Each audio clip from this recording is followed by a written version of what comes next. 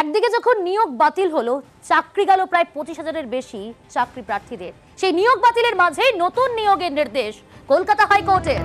2009 সালে নিয়োগ নির্দেশ বিচারপতি রাজাশেখর মান্থার। বিস্তারিত জানবো, রয়েছে আমাদের সঙ্গে প্রতিনিধি অর্ণব। অর্ণব, কি নির্দেশ দেওয়া হলো এই মামলার পরিপ্রেক্ষিতে? বিচারপতি রাজাশেখর মান্থার কি নির্দেশ?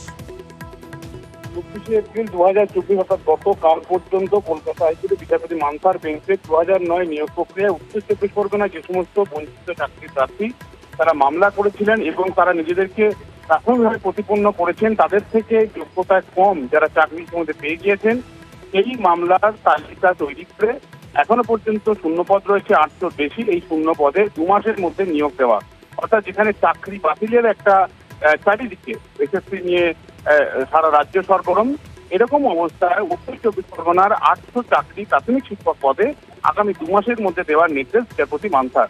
এবং এই নিয়োগ 2009 যে নিয়োগ প্রক্রিয়া, এখানে জেলা ভিত্তিক প্রাথমিক শিক্ষক নিয়োগের শেষ যে প্রক্রিয়া ছিল বাম সরকারের আমলে, সেই নিয়োগ নিয়ে একাধিক গণ্ডগোল অনিয়ম হয় এবং একাধিক আইনি লড়াই হয় এবং সেখানে নিয়োগ হয়।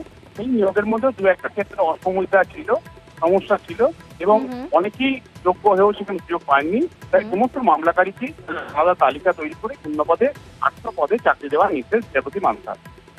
বেশ, এই যে দীর্ঘদিনের আইনি লড়াই, দীর্ঘদিনের আইনের মাধ্যমে লড়াই করা এবং অপেক্ষা করে রাখা, এই অপেক্ষার আজকে অবসান ঘটালেন জাস্টিস রাজশেখর মান্থা। তিনি বললেন যে আজ এই 800 বেশি আপনার যে শূন্য পদ আছে, সেই শূন্য পদকে অবিলম্বে তাদেরকে পরিপূর্ণ করতে হবে এবং 24/4/2024 সালের তারিখ পর্যন্ত যারা রিট পিটিশন অ্যাপ্লিকেশন করেছিল, যারা আপনার অ্যাডেড পার্টি ছিল, প্রত্যেককে এই 2 মাসের মধ্যে চাকরি দিয়ে দিতে হবে। এবং এই প্রক্রিয়া শেষ হলো এবং এটা বিশাল জয়।